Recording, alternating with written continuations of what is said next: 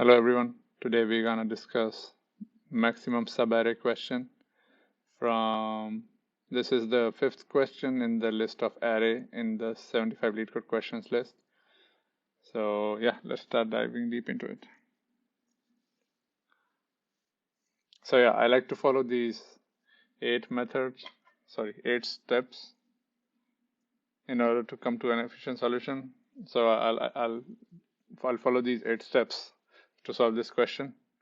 So first step is read and understand the question and try to figure out what's the input and what's the output that the question wants.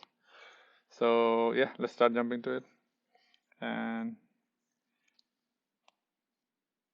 yeah, so the question says, given an integer array nums, find the subarray with the largest sum and returns its sum. Okay, so from here we can clarify that input is an vector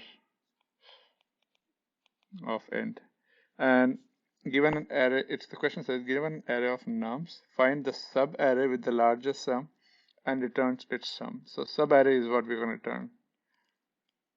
So output is going to be also a vector of, actually find the subarray with the largest sum.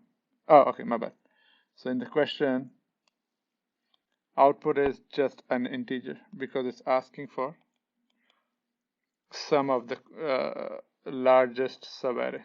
Okay, so once we figure out what the input output is, then let's go through a few examples given in the question. So let's see. This is the array. Then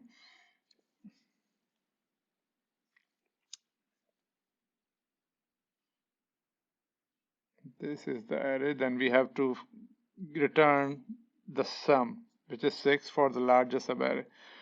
So if we look at subarray means like a contiguous, so we have to pick up a slice which is contiguous, not like we cannot say -2, 1, and 4, or we cannot say 1, 4, 2, 1, and 4, and then return like 4 plus 1 plus 2, 7, 7 plus 4, 11, 12. We cannot return 12 as the output. It has to be contiguous. Subarray means contiguous, yeah. If it's one element only, then we're going to return only that element. And then, yeah, if it, let's see, the subarray 5 has the largest sum of 23. Yeah, and this one, if you add all, 5 plus 4, 9, minus 1, 8, 8 plus 7, 15, 15 plus 23. Yeah. Okay, so I think we understood the question. Oh, sorry.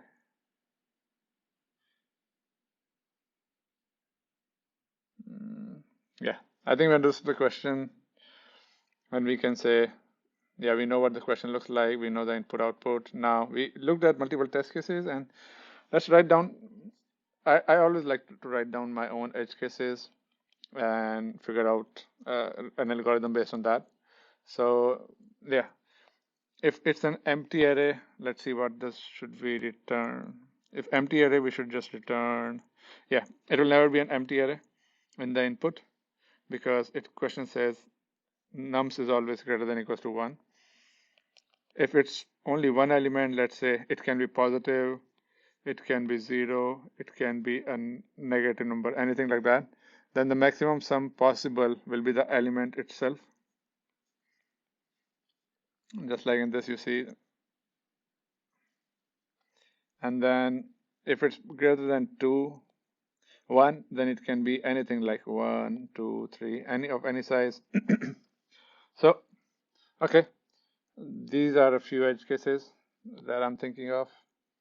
And next step is brute force solution.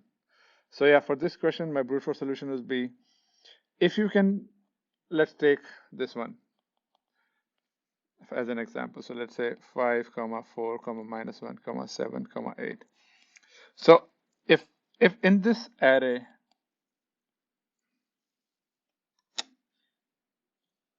yeah, if in this array, if we can figure out all the sub arrays, so let's say starting from 5, the sub arrays can be 5, 4, 5, 4, minus 1, 5, 4, minus 1, 7, 5, 4, minus 1, 7, 8. and then starting from 4, it can be 4 comma minus 1, then 4 comma minus 1 comma 7. Remember that it has to be a contiguous one to return, right? So that's why I'm taking all of the cases: 4 minus 1 7 8, and going same for all. So once we can, if we know all the possibility for subarrays, and then for each we can calculate the sum, and then we can keep a max sum overall, then we can just return that.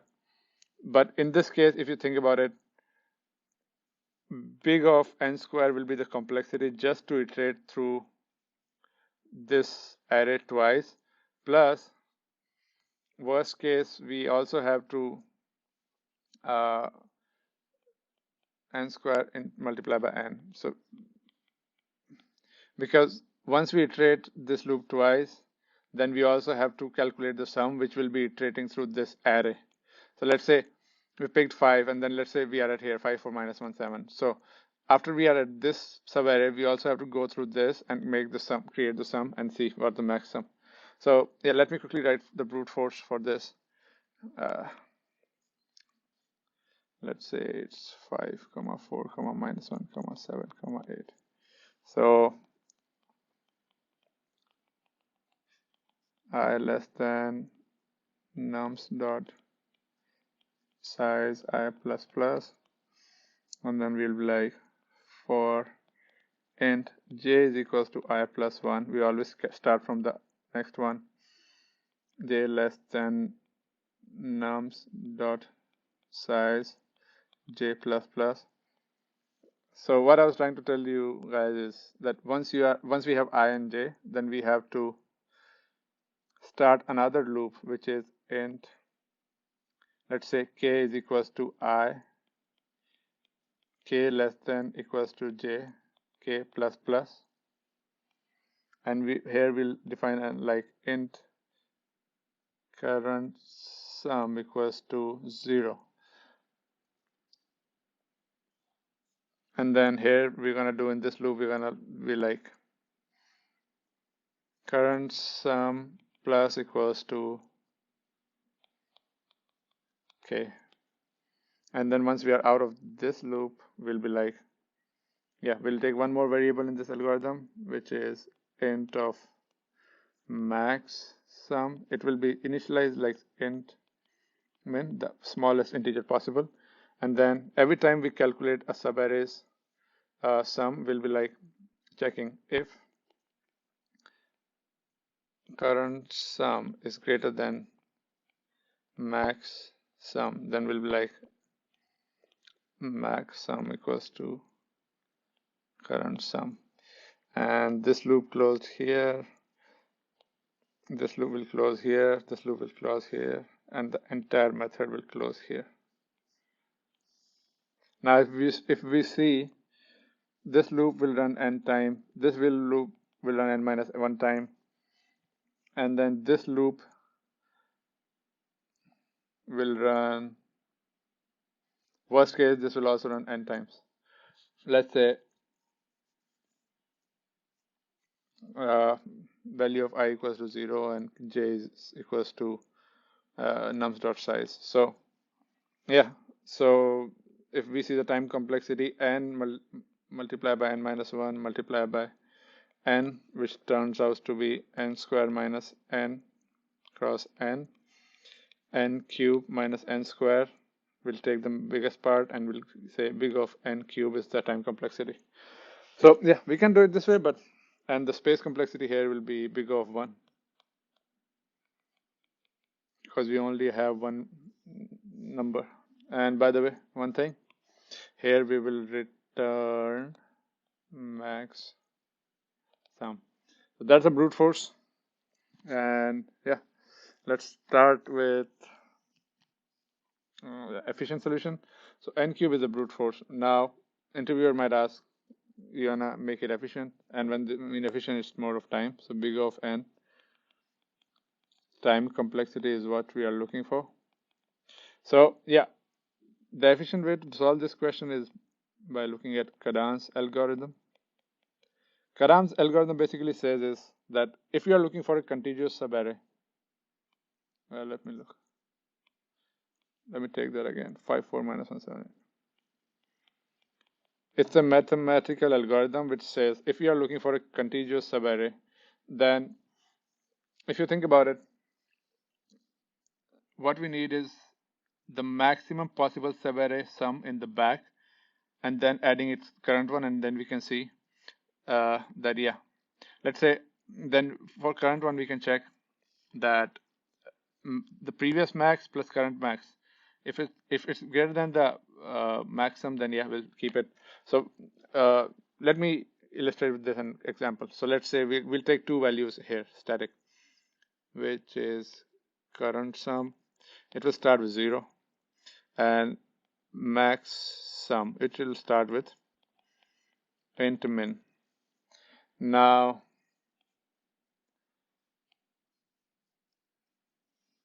let me do it. When I is equals to 0, we're gonna calculate current sum. Always we're gonna say current sum plus equals to, for at any I, current sum will become this. So if current sum equals to 0, current sum will become 5 because 5 is the value, and then max sum will be always be max sum will always be max of max sum or current sum. So at this way, when the code we are at I, we'll say okay, int min, it's max. Then we go I equals to 1, we see 4, we add 5, 5 plus 4 is equals to 9, this is 9 bigger, then I equals to 2, 9 minus 1 is equals to 8.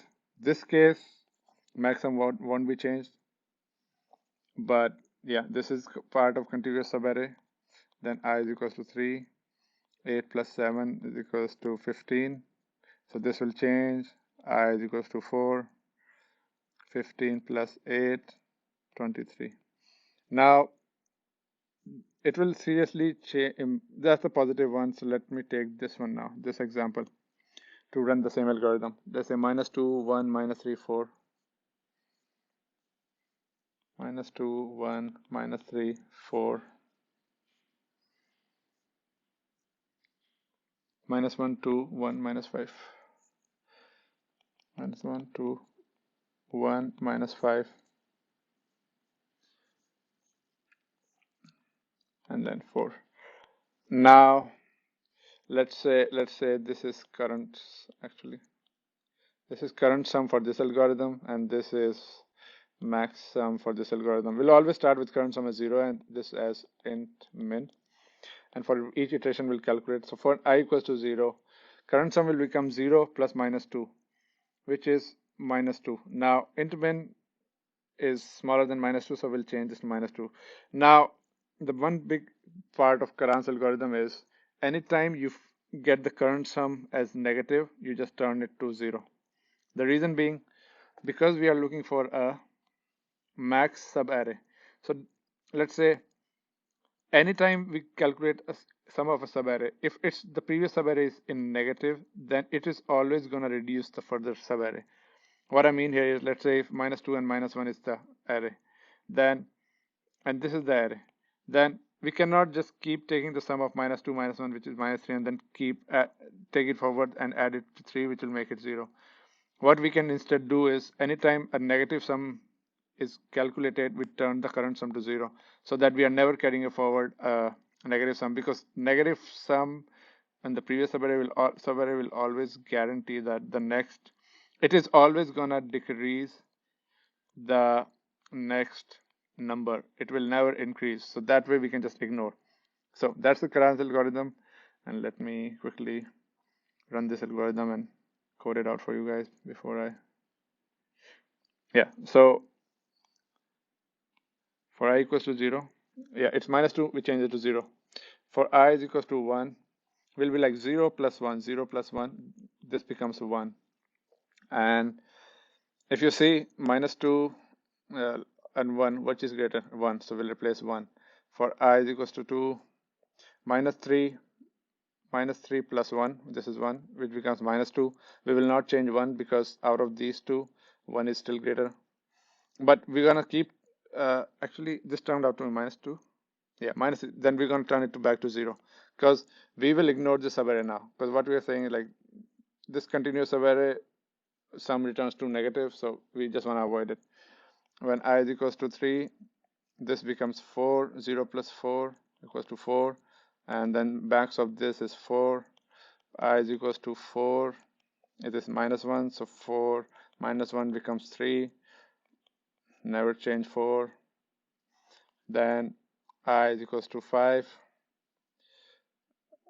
0, 1, 2, 3, 4, this is 2, so this becomes 3 plus 2 is 5, bigger is 5, then let's go again, I is equals to 6, which is 1, 5 plus 1 is 6, 5, and this will change 6, current sum, max sum, and then I is equals to 7, this is minus 5, so 6 minus 5, it becomes 1. We're not going to change max sum because 6 is what we face in the back, which is maximum sum.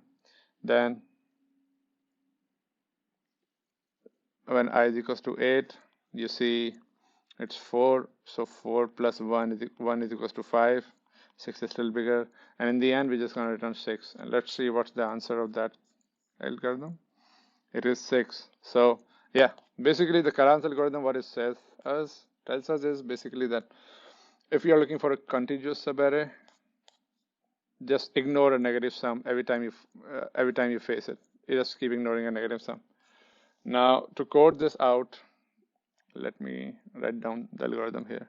So we will start with int current sum equals to 0, int max sum is equals to int min, and then we're going to start a loop of I less than nums dot size I plus plus. What we're going to do is calculate current sum will always be calculated as current sum plus nums of I. Then once we calculate the current sum, then what we're going to do is like if max sum is smaller than current sum, that means we found a new max. So we're gonna say max sum is equals to current sum. And before we actually exit this loop, what we're gonna check is if current sum is less than 0, then we are gonna just say current sum equals to 0. This is where the Karan's algorithm comes into picture, that anytime the previous subarray plus current value turns out to be less than 0, just ignore it and make it 0, and take no sum forward. If it's anything greater than 0, take it forward. It's going to always add to the next array. And this is important part because after we calculate each array, we want to the total sum can be also. So the reason why we are doing this before this is, what if there is only negative array, minus 1, minus 2, minus 3? Then it starts with minus 1. Then before we actually turn this value to 0 and take forward, we want to actually change the value of max sum and make it minus 1. So yeah, so let's code it out. But yeah, time complexity wise, if you see, this is run n times.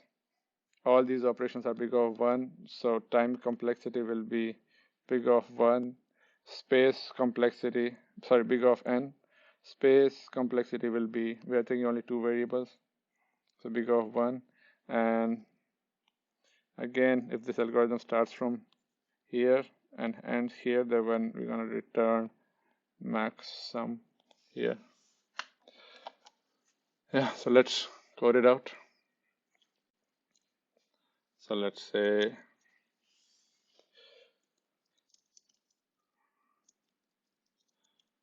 max sum equals to 0 and max val, actually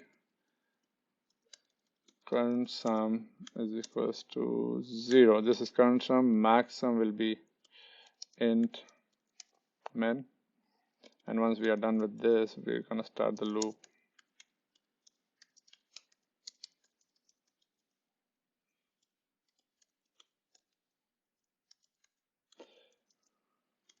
and then we have this loop already. Then we want to say, all right,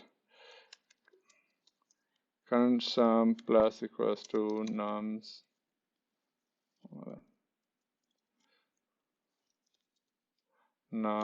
I. And then what we're gonna say is if